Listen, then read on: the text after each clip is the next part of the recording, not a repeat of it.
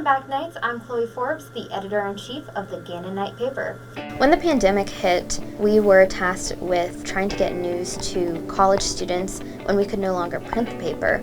So we came up with a new website design, expanding that digital footprint for the newspaper. We had a really long winter break, and I started listening to podcasts myself, so I decided to come up with the idea of giving all the topics our podcast. Chloe came and said, hey, I want to do podcasting. And I said, well, yeah, this is a good thing. And I think it will provide another tool in the student's toolbox to go out there and change the world.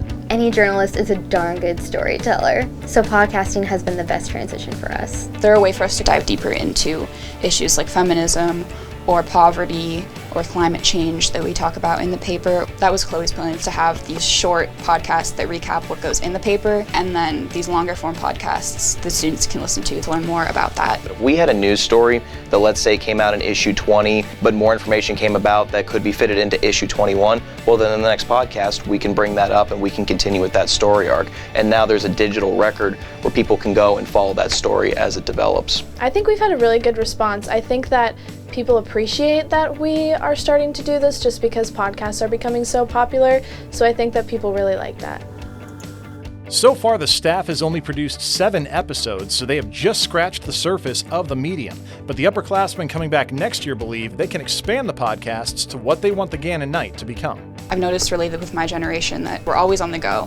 We don't really have time to sit down and read the news. So a really nice thing about podcasts is that you can listen to it on your way to work, class, while they're walking back from class.